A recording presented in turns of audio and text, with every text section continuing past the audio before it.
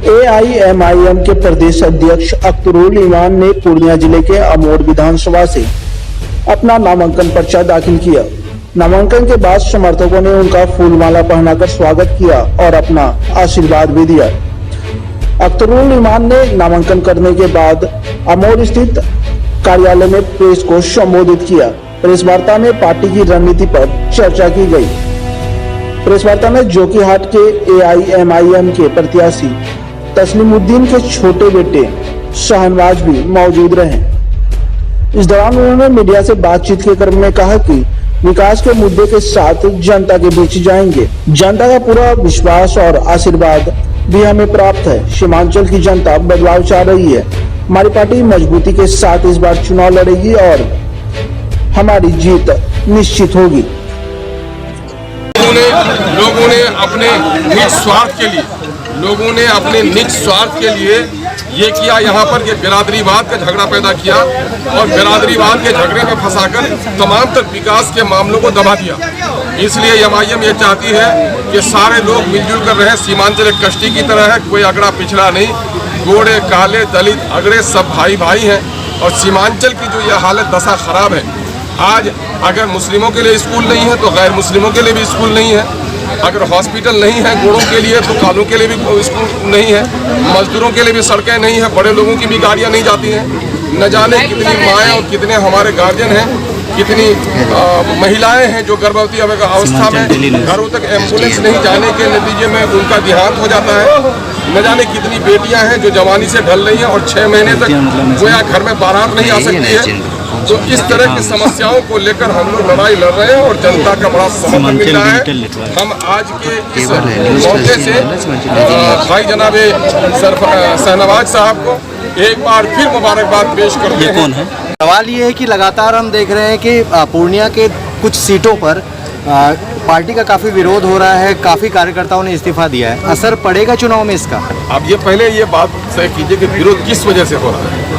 Party के ticket को लेकर। पार्टी का तो इसके माने ये है कि दूसरी पार्टियों को टिकट लेने वाले लोग नहीं मिल रहे हैं और मेरी पार्टी में टिकट के लिए घोर मचा हुआ है। तो हमारी पार्टी की लोकप्रियता की यह दलील है कि लोगों ने ये मान लिया है कि जो MIM का टिकट लेकर आएगा हमारा नेता वही बनेगा, जो इस बात का खुला संकेत है। दूसरी बात यह है कि बहुत सारे कार्यकर्ता हमारे हैं जिसको वक्ती तौर पर तकलीफ हुई है। जाहिर है इंसानी दिल है।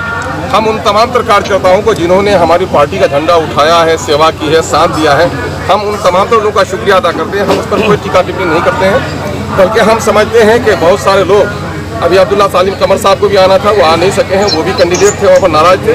हमारे नेताजी से उनकी बात हो गई है। वो भी हम समझते हैं कि कल हमारी पार्टी में शामिल हैं और अपने समर्थन का ऐलान करेंगे। उसी तरह से जो दूसरे साथी भी हमसे रंग हो गए हैं, ऐसे तमाम तर साथियों को हम लोग समेटने की कोशिश करते हैं। वो नाराज है लेकिन हमारे अपने हैं, हम उनको नाराज होने नहीं देंगे।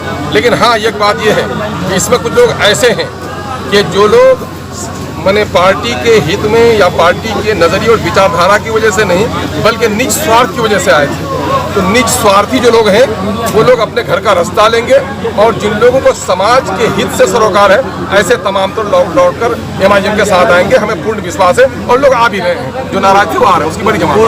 मैं कह रहा हूँ कि अफवाहों का और लेन देन का ये तो आरोप लगा, भाई नहीं मिला तो कब? अरे अंगूर खट्टे हैं, समाज में टिकट नहीं मिला तो अंगूर खट्टे हैं। कल तक का बयान ले लीजिए ना लोगों का। MIM ही एक पार्टी है, MIM के अलावा कोई भी नहीं है। 24 घंटे भी नहीं हुए टिकट का ऐलान हुआ तो MIM सबसे गंदी पार्टी हो गई है।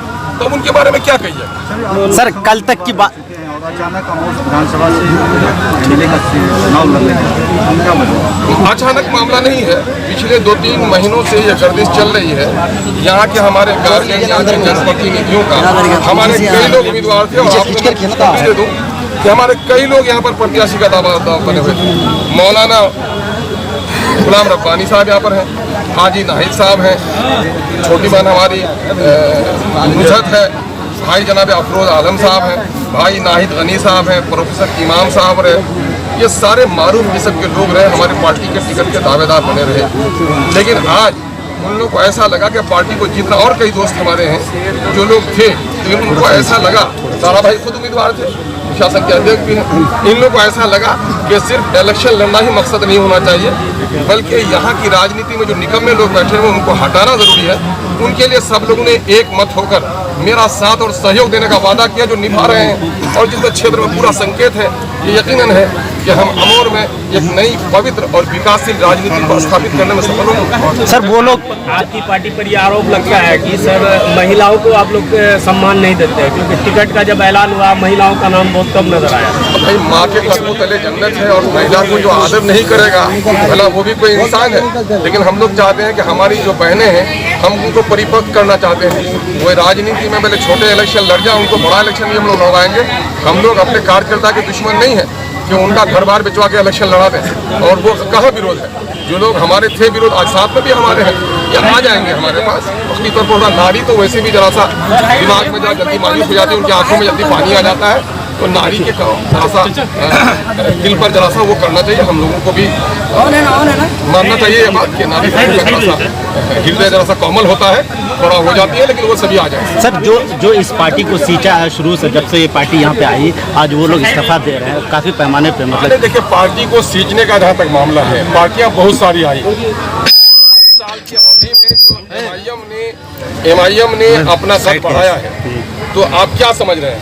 साइड कीजिए भैया। एमआईएम का मामला ये है कि वो किसी यकीनन के कार्यकर्ता का प्रयास है, लेकिन इस पार्टी के आगे बढ़ने में इस पार्टी के विचारधारा और जनाब बैरिस्टर असदुद्दीन अवैसी साहब का बेलाज, बेखौफ, सच्चाई पर मबनी और भारत के संविधान के अनुकूल जो राजनीति है, उस पर विश्वास करते हुए हम तो बड़े आभारी हैं प्रदेश में रहने वाले नौजवानों का, जो वहाँ रहते हैं और कहते हैं जब हम पर कोई मुसीबत आती है तो कोई सहारा नहीं बनता, अपना एमएलए और अपना एमपी नहीं बनता, लेकिन एमआईएम का वर्कर को अगर मेरी खबर हो जाए तो मेरे सराहने पे दौड़ के आ जाता है। इस पार्टी से बढ़कर हम तक कोई पार्टी नहीं है। अपने आप को कहता है कि साहब एमआईएम को अगर वोट नहीं दोगे तो मैं घर को पैसा भी नहीं भेजूंगा। वो लोग हमारे लिए काम कर रहे हैं, लेकिन जो लोग हमारे कार्यकर्ता हैं, तो जाहिर है कि मस्जिद के बनाने में, मंदिर के बनाने में बहुत सारे लोगों का सहयोग होता है, लेकिन हर कोई इमाम बन जाएगा तो मस्जिद और मंदिर तो अखाड़ा ना हो जाएगा।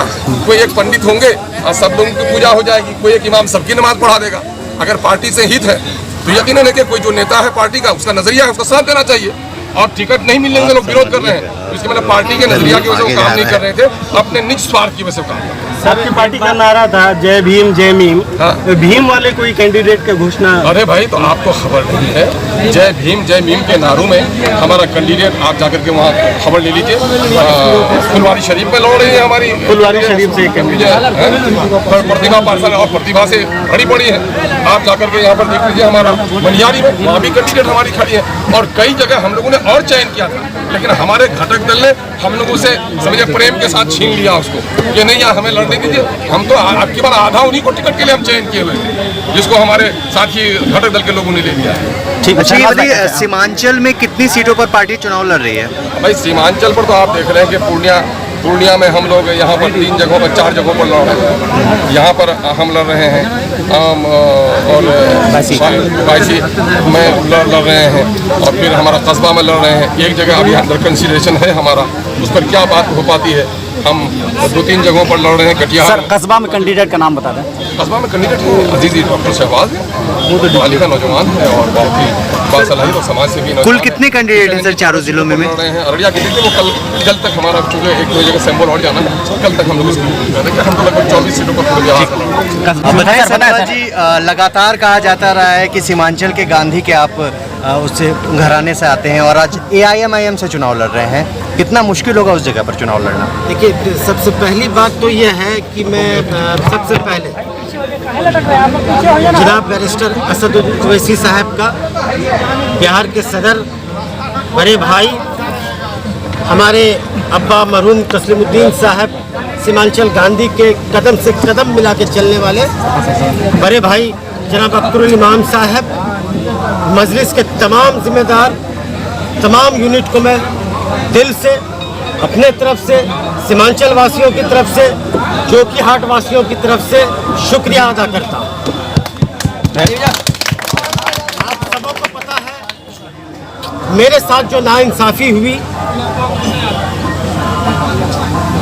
उसके बाद मैं वापस जब अपने आम अवाम के पास आया, आप जान करके हैरत होगी, तमाम लोग एक स्वर में, एक आवाज में बोला कि शाहनवाज साहब हम तो आपके हैं ही, लेकिन आप मजलिस से आते हैं, तो इससे बड़ी बात, इससे मजबूत बात कोई नहीं है। मैं फिर से शुक्रिया अदा करता हूं मजलिस का, AIM के तमाम लोगों का, जिन्होंने मेरा हाथ थामा। मेरा मानना है मरहूम तस्लीमुद्दीन साहब भी सीमांचल के हक और हुकूक की आवाज़ हमेशा लगाते रहे, सीमांचल की बदहाली की लड़ाई लड़ते रहे।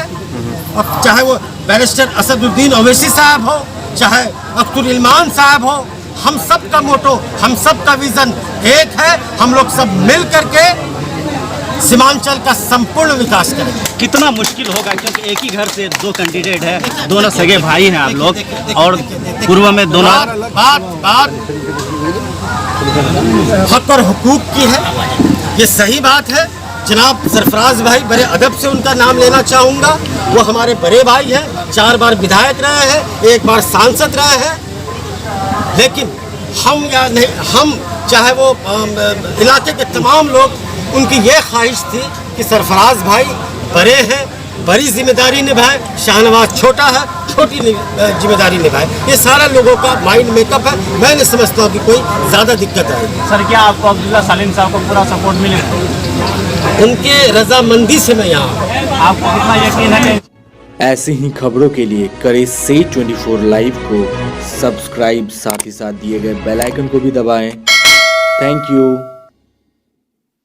पनोरमा ग्रुप प्रस्तुत करता है पनोरमा स्टार प्रतियोगिता सीजन 3 टैलेंट हंट कॉन्टेस्ट 2020। आपके अंदर है यदि हुनर, डांस, संगीत और चित्रकला की, तो बनाइए अपने मोबाइल से वीडियो और भेजिए पनोरमा स्टार प्रतियोगिता सीजन 3 में और पाइए शानदार उपहार।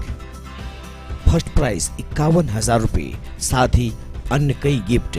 सेकंड प्राइज 25,000 रुपये, साथ में अन्य कई गिफ्ट। थर्ड प्राइज 11,000 रुपये, साथ में अन्य कई गिफ्ट। पनोरमा स्टार प्रतियोगिता में भाग लेने के लिए न्यूनतम आयु 8 वर्ष और अधिकतम 22 वर्ष होना चाहिए। ऑडिशन के लिए वीडियो भेजने की अंतिम तिथि है 5 नवंबर 2020। वीडियो 2 मिनट का होना चाहिए। हमारा व्हाट्सएप नंबर है 7549000057।